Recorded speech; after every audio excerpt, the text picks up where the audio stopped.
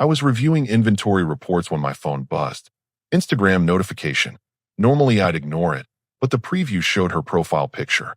My wife doesn't post much, maybe once every few months, so I clicked it. There she was, arms wrapped around him, his chin resting on her shoulder, both smiling like they'd just won something. The caption read, "Home is where the heart is." I knew that face. Derek Caldwell, the ex-boyfriend she'd dated for 3 years before we met. The one she'd sworn was ancient history when his name came up last Thanksgiving. The same guy who'd been liking her posts for the past 6 months, leaving comments like "looking good" and "missed those days." The photo had been up for 40 minutes. Already 18 likes. Her cousin Brooke commented with 3 heart eye emojis. Her coworker left a "yes queen." Someone named Vanessa wrote, "Finally. Finally." I took a screenshot. Then another of the comments section. Then I opened her profile and scrolled back.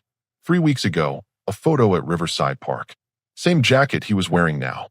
2 months ago, coffee shop photo, someone's arm visible at the edge of the frame. Masculine hand, watch I didn't recognize. My desk phone rang. I let it go to voicemail. I needed to think, not react. Here's what I knew. We'd been married for years. Together for 6. I paid for her car, a 2019 Civic, title in my name because her credit score was garbage when we bought it. The engagement ring cost me $3,200. I'd bought her a diamond tennis bracelet for our 2nd anniversary, gold earrings for her birthday last year, and a laptop when hers died during her online certification program. I opened my phone's notes app and started typing. Not angry rambling, just facts. Dates, amounts, receipts I could find later. My supervisor, Gilbert, walked past my cubicle. "You good? You look intense." "Just organizing some personal files," I said. "All good." He nodded and kept walking. I went back to my phone. The photo now had 24 likes. Her best friend Sienna commented, "About time you followed your heart." About time. I screenshotted that too. Then I texted her, "Working late tonight. Don't wait up for dinner." She replied immediately, "Okay. Ordering Thai. Want me to save you some?" "No thanks. I'll grab something here." 3 dots appeared, then disappeared. Then, "Everything okay?" "Yeah, just busy. Talk later." I put my phone face down and went back to my computer. But I wasn't looking at inventory reports anymore. I was searching online listings for lockboxes, researching what items legally belonged to me in our state, and checking which documentation I'd need for what I was about to do. By the time I left work, the post had 63 likes and 12 comments. Most from her side of the family and friends. All supportive, all celebrating. I stopped at a 24-hour copy shop on my way home. I had files to organize, and suddenly, I had plenty of motivation to get them sorted. The night shift guy at the counter barely looked up when I asked for access to their scanner and color printer. Perfect. I didn't need an audience yet. When I pulled into our driveway at 11, the living room lights were still on. I sat in my truck for a minute, looking at that light. For years of marriage. 6 years total. And she'd just announced to everyone who mattered to her that her heart belonged somewhere else. I grabbed my briefcase, now full of printed documentation, and headed inside. She was on the couch, watching some reality show, her phone face down on the cushion next to her. "Hey," she said, glancing up. "You look exhausted." "Rough day. Long day," I corrected. "I'm going to take a shower and crash. Want to watch something together first?" I looked at her. Same woman I'd married. Same smile. Same voice that had said, "I do," in front of 100 people. "Maybe tomorrow," I said. "I'm beat." She shrugged and turned back to the TV. I went upstairs, set my briefcase in the guest room, and closed the door. Then I opened my laptop and got to work. If she wanted to make public declarations about where her heart was, that was her choice. But she was about to find out that choices come with price tags. And I had all the receipts. I woke up before her, like always. 5:30, alarm silent so it wouldn't wake her. I got dressed, made coffee, and sat at the kitchen table with my laptop and the folder I'd started last night. The Instagram post was still up. 92 likes now. More comments overnight. Her Aunt Maureen wrote, "So happy for you." Her high school friend tagged 3 other people with crying laughing emojis. I heard her footsteps upstairs. Shower running. Hairdryer. The usual routine. She came down at 7, wearing the earrings I'd bought her. Gold hoops, $340 at the jewelry store downtown. She'd cried when I gave them to her, said they were too expensive, that I shouldn't have. "Morning," she said, pouring herself coffee. You're up early. Couldn't sleep, I said, closing my laptop. Lot on my mind. She leaned against the counter, sipping her coffee, watching me. Work stuff, among other things. Want to talk about it? I looked at her directly. Not yet. She frowned slightly, but didn't push. I'm meeting Hadley for lunch today. That new place on 5th Street. Hadley Quinn, her friend from the gym. The one who'd been encouraging her to live her best life for the past year. I'd met her twice. Didn't like her either time. Have fun, I said. You're being weird, she said, setting down her mug. What's going on? Just tired. Like I said last night. She studied me for another moment, then shrugged.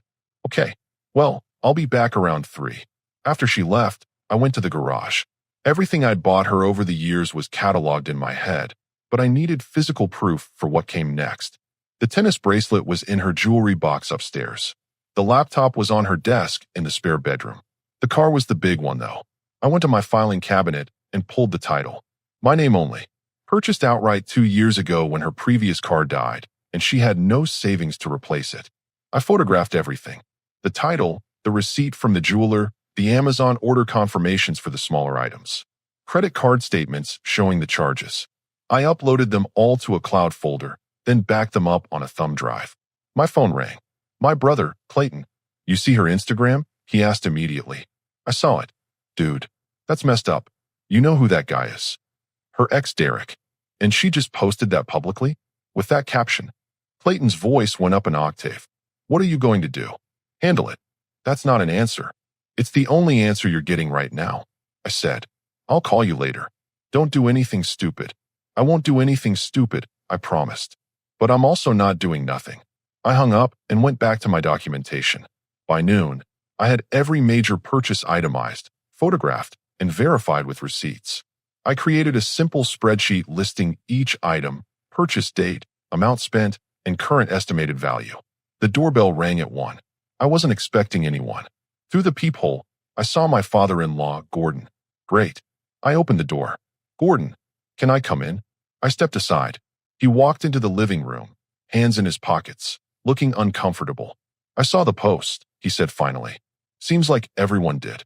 Look, I don't know what's going on between you two, but that photo, that caption, it's not right. I wanted you to know that Pauline and I, we don't approve. Whatever she's doing, we didn't raise her to treat marriage like that. I nodded slowly. I appreciate you saying that. Are you two going to work this out? That depends entirely on her, I said. But between you and me, Gordon, when someone tells you who they are, believe them the first time. She just told the entire internet where her heart is. I'm just deciding how to respond. He looked at me for a long moment. You're calmer than I expected. I'm plenty angry, I said. I'm just not stupid. He left 20 minutes later, after some awkward small talk about the weather and his golf game. But before he walked out, he turned back and said, whatever you decide to do, I won't blame you. After he left, I sat down and opened Facebook. Then Craigslist.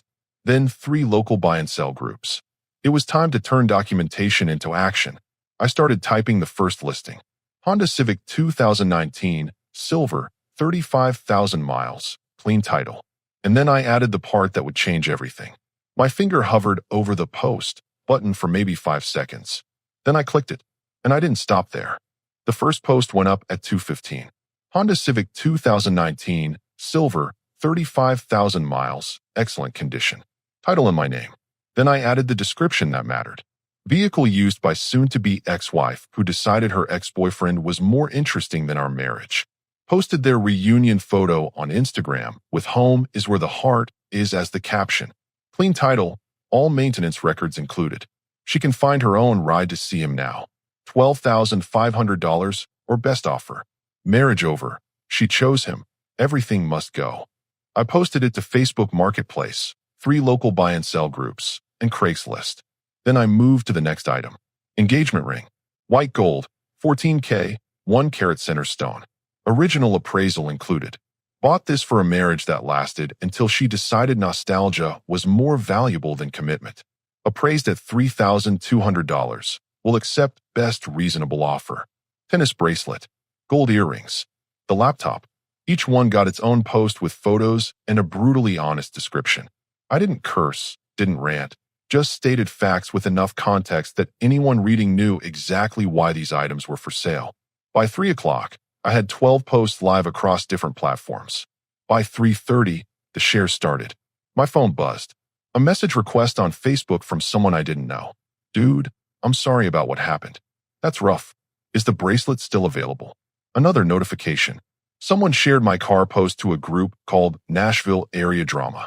Then another share to Savage Divorce's support group. The comments started rolling in. This man said I'm done playing games. She really thought posting that was a good idea? The way he documented everything. King behavior. I'll take the earrings if they're still available. My wife would love them, and honestly, I respect the energy here. A legitimate offer came through at 3:45. Someone named Russell wanted to see the car that evening. I scheduled it for 7. Another offer on the ring. A woman named Stella asked if I could meet at a coffee shop so her jeweler could verify authenticity. I sent her the appraisal documents and agreed to meet Saturday morning. By 4, my post had been shared over 200 times combined. People were tagging their friends, commenting with popcorn emojis, debating in the comment sections whether I was justified or petty. I didn't care about the debate. I cared about the offers. My phone rang. Unknown number. I let it go to voicemail. Then another call. Another unknown number. I silenced my phone and went back to responding to genuine buyers. At 4:30, my phone started buzzing continuously. Text messages from numbers I didn't recognize. Voicemails piling up. I checked one. Hi, this is Patricia from Channel 5 News. We saw your posts circulating online and would love to speak with you about your story. Please call me back at. I deleted it. Another voicemail, this one from her sister, Addison. What the hell is wrong with you? Take those posts down right now. You're humiliating her. Call me back. Not a chance. At 5, I got a text from Clayton. Bro, your posts are everywhere. I mean everywhere. My girlfriend showed me one that got reposted to Twitter. You're trending. I replied, good. Let it spread. Another message, this time from my coworker, Gilbert. Just saw your car listing in my neighborhood group. Someone shared it with "This is how you handle disrespect. Stay strong, man." The messages from buyers kept coming. Someone offered $3,000 cash for the ring, no questions asked, could meet tonight.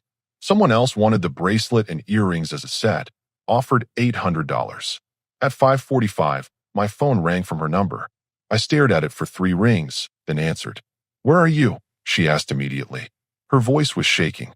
At home. Where else would I be? Did you post my car for sale online? Correction. I posted my car for sale online. The one with my name on the title. Are you insane? People are sending me screenshots.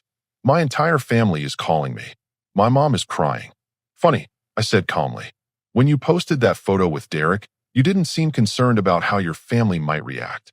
That's completely different. You're right. Your post was about feelings. Mine is about assets. Much more straightforward. Take them down right now. Can't do that. Already have a buyer scheduled to see the car at 7. Guy named Russell. Seems genuine. Offered $12,000 cash. I'm not wasting his time. You can't sell my car. Again, my car. My name. My money that bought it. You just drove it. That arrangement is ending. She was either crying or hyperventilating. Hard to tell over the phone. You're doing this to punish me. I'm doing this because you made your choice public. I'm just making the consequences equally public. You wanted everyone to know where your heart is.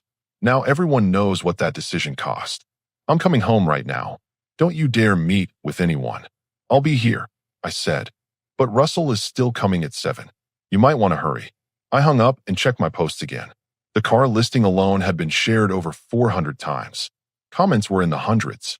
Some people calling me petty, most calling me a legend, everyone fascinated by the unfolding drama.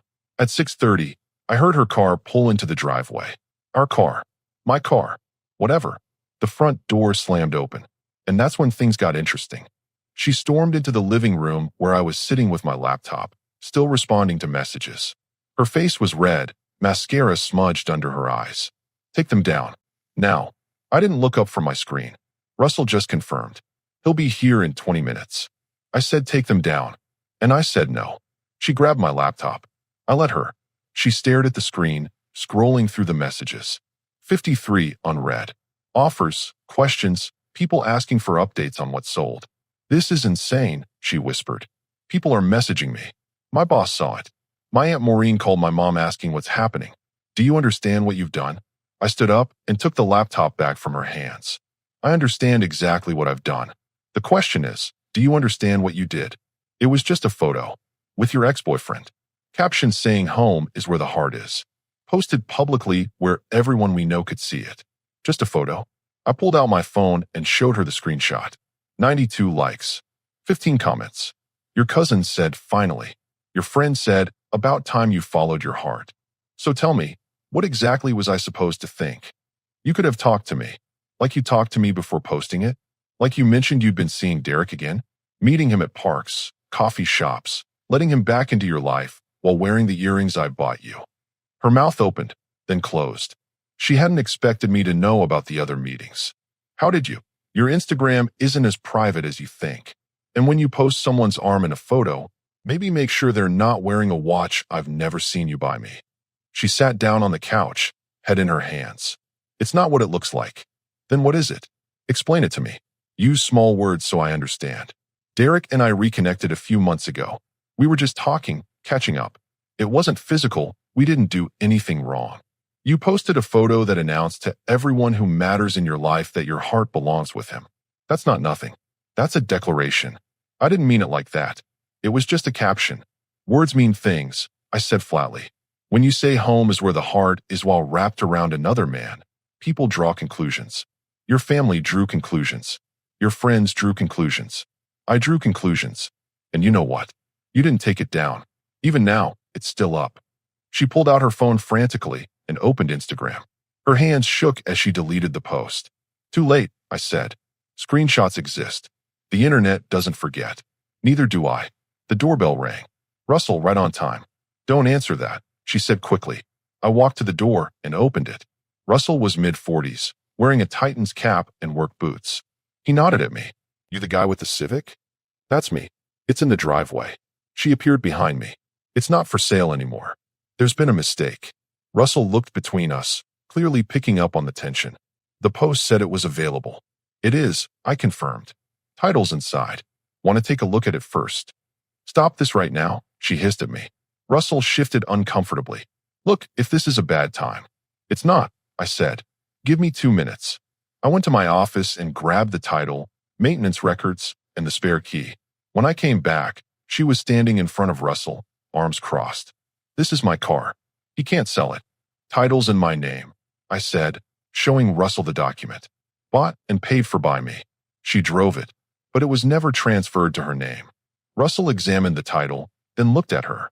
Ma'am, if his name's on the title, it's his car legally. We're married, and I'm filing for divorce Monday morning, I added. So we won't be married much longer. Her face went pale. You're not serious. Dead serious. I already spoke with a lawyer Friday afternoon. Papers will be filed first thing Monday. Russell cleared his throat. I'm going to look at the car now, if that's okay. I tossed him the keys.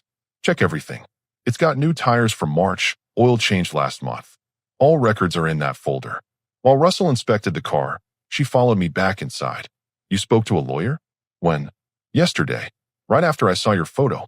Made an appointment. Went in during my lunch break. Discussed options.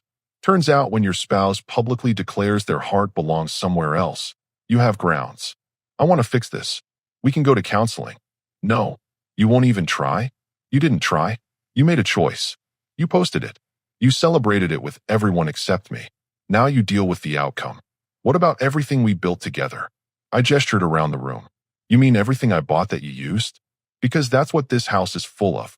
My money, my furniture, my name on the lease. You contributed what exactly? Your part-time job at the yoga studio that barely covers your spending. That's not fair. What's not fair is coming home to find out my wife's heart belongs to someone else via Instagram. That's not fair. I pointed toward the driveway where Russell was checking under the hood. This is just consequences. Russell knocked on the door. I'll take it. $12,000 cash, like I said. Can you meet me at the bank tomorrow morning so I can withdraw it? 10 a.m. work for you. Perfect. They shook hands. Russell left. She stood in the doorway, watching the taillights disappear. You actually sold it. Yes. How am I supposed to get to work? Bus runs every 30 minutes. There's a stop 2 blocks from here. Or call Derek. I'm sure he'd love to help. She turned to face me. And for the first time, I saw genuine fear in her eyes. Not of me, but of the situation she'd created. What happens now? Now? I keep selling. The ring's being evaluated Saturday by a buyer. Bracelet and earrings are pending. Everything with my name attached gets liquidated. You should start packing your things. Where am I supposed to go? That's your problem to solve. You chose your path. Walk it. I went upstairs to the guest room and closed the door. My phone was still buzzing with notifications, messages, offers, and I answered every single one. Saturday morning, I met Stella at a coffee shop on 12th Avenue. She brought her jeweler, an older man named Walter who examined the ring under a loupe for 10 minutes while I drank black coffee and answered emails on my phone. It's authentic, Walter confirmed. Quality stone, excellent setting. I'd appraise it at $3,400 current market value. Stella handed me a cashier's check for $3,000. I'm sorry about what happened to you. My daughter's getting engaged next month. This ring deserves a better story going forward. It will, I said, shaking her hand. When I got home, she was sitting at the kitchen table with her mom, Pauline, and her sister Addison. An intervention. How predictable. We need to talk, Pauline started. Nothing to talk about, I said, walking past them to the stairs. Addison stood up, blocking my path. You embarrassed her in front of everyone. Family, friends, co-workers. Do you have any idea what you've done? I know exactly what I've done. Question is, do you know what she did? Did she show you the photo she posted? Pauline's face tightened. We saw it. It was inappropriate. Yes, but it didn't warrant this level of retaliation. Retaliation? I sold items that belonged to me. Last time I checked, that's not illegal. You humiliated her publicly. Addison snapped. She humiliated our marriage publicly first. I just responded in kind. Don't start fires if you can't handle smoke. My wife came down the stairs, eyes red from crying. Can we please just talk? Alone. We already talked. You know where I stand. I deleted the photo. I blocked Derek. I'll do whatever you want. You blocked him after you got caught. That's not remorse. That's damage control. Pauline stepped forward. She made a mistake. Marriage is about forgiveness. Marriage is also about respect, loyalty, and not publicly declaring your heart belongs to your ex. She broke those rules, not me. So you're just going to throw away 4 years? Addison challenged. She threw them away when she posted that photo. I'm just cleaning up the wreckage. I went upstairs to pack more of my things. I'd already signed a lease on a small house across town, 2 bedrooms, decent yard, move-in ready by Wednesday. The landlord, a guy named Griffin Shepard, didn't ask questions when I explained I needed a place fast. Just ran my credit, which was excellent, and handed over the keys. By Sunday afternoon, most of my clothes were packed. My electronics, important documents, everything that mattered was in boxes in my truck. She watched from the bedroom doorway as I worked. You're actually leaving. Tuesday. Movers come Wednesday for the furniture I'm taking. Which furniture? The couch I bought before we got married. The desk from my office. TV from the guest room. Anything with my name on the receipt. You're taking the couch? Unless you've got $1,200 to buy it from me. She didn't. Monday morning, I filed the divorce papers. By Monday afternoon, she was served at work. Her sister called me screaming about how I'd embarrassed her at the yoga studio in front of clients. She could have been served at home, I said calmly. But she wasn't there when the process server came by. Not my problem. You're being vindictive.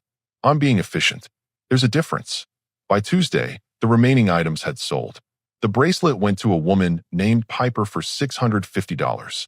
The earrings to someone named Sloan for $280. The laptop to a college student named Wyatt for $400. Every transaction was documented. Every penny was deposited into my personal account that I'd opened Monday morning.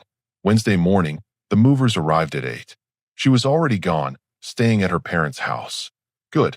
Made things easier. They loaded my furniture, my boxes, everything I was taking. The house looked empty when they finished. I did one final walkthrough, checking closets and cabinets. In the bedroom, I found the Instagram photo printed out and tucked into her jewelry box. The one she'd deleted. She'd printed it before taking it down. I left it there. Let her keep the memory. At my new place, I spent Wednesday unpacking. Thursday, I went back to work. Gilbert asked how I was holding up. Better than expected, I said honestly. Your posts are still circulating. Saw one shared in a Reddit forum yesterday. Good. Let it circulate. Maybe it'll teach someone something. Friday afternoon, my lawyer called. She wants to negotiate terms. Her attorney reached out. What terms? I want nothing from her. She can keep whatever's in her name, which is basically nothing. I want the divorce finalized and I want to move on. She's asking for spousal support. I laughed. Actually laughed. Based on what?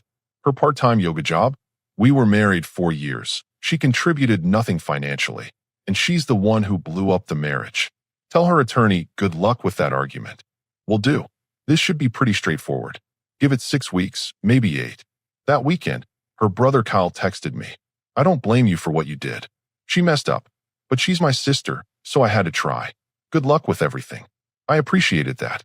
Kyle was decent. Sunday evening, I was grilling burgers in my new backyard when Clayton came over with beer. How you feeling? He asked. Honestly, relieved. Like I finally stopped carrying something heavy. The posts died down yet. Mostly. Still get occasional messages from people sharing their own stories. It's wild how many people have gone through similar things. You became an icon, man. Marriage over. She chose him. Everything must go. That line is everywhere. I flipped a burger. I just wanted my stuff back. Didn't plan on going viral. But you did. And you handled it perfectly.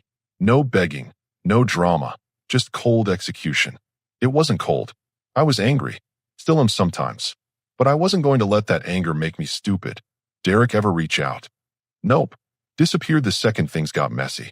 Turns out he only wanted her when she was safely married to someone else. The moment she became available and complicated, he vanished. Clayton shook his head. She lost everything chasing nothing. That's usually how it works. We ate burgers, drank beer, and talked about everything except her. It felt good. Normal. Later that night, I got one final message. From her. I'm sorry. For everything. You deserved better. I stared at it for a long time. Then I blocked the number. She was right. I did deserve better. And now I had the chance to find it.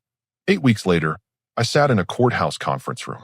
My lawyer, Barrett Wells, had the final papers spread across the table. Her attorney, a woman named Colette Marsh, sat across from us with her client. She looked different. Thinner, tired. The earrings were gone. So was the confidence. Judge Armstrong reviewed the settlement. No spousal support. No shared assets because there weren't any to share. Clean split. She kept her clothes and personal items. I kept everything else because everything else was mine. Any objections? The judge asked. Her attorney glanced at her. She shook her head. Then this marriage is dissolved. Papers will be filed today, effective immediately. That was it. For years, ended in 12 minutes. Outside the courthouse, she caught up to me. Can we talk? Just for a minute. Nothing left to say. I need you to know I regret everything. Derek was a fantasy. You were genuine. And I destroyed it. You did. Do you hate me? I looked at her, considered the question. No, I don't hate you. I just don't care anymore. That's worse, probably. She nodded, tears forming. I deserve that. Yeah, you do. I walked to my truck. Clayton was waiting, leaning against the passenger door. Done? He asked. Done. We drove back to my place. The house felt like home now. I'd painted the living room, bought new furniture with the money from selling her stuff. Had a small gathering last weekend, friends from work, couple guys from the gym. Normal life. My phone buzzed. A text from Russell, the guy who bought the car. Just wanted to say thanks again. My daughter loves it. Passed her driving test yesterday. You gave us a good deal despite everything. I smiled and texted back. Glad it's being appreciated. Clayton cracked open a beer, handed me one. So what now? Now? I work, I live, I move forward. Maybe date eventually, maybe not. No rush. The posts still pop up sometimes. You're a legend in the divorce community. I didn't want to be a legend. I just wanted people to understand that respect isn't negotiable. She made a public statement about her priorities. I made a public response about mine. Think she learned anything? Don't know, don't care. That's her journey now. We sat on my back porch as the sun set. Birds chirping, neighbors mowing lawns, normal suburban sounds. Peace. She'd wanted to show the world where her heart was. I'd shown the world what happens when you disrespect someone who knows their worth. No begging. No second chances. No tolerance for betrayal. Just consequences, delivered with precision. And when the dust settled, I was the one who came out whole. She chose him. I chose myself. Best decision I ever made.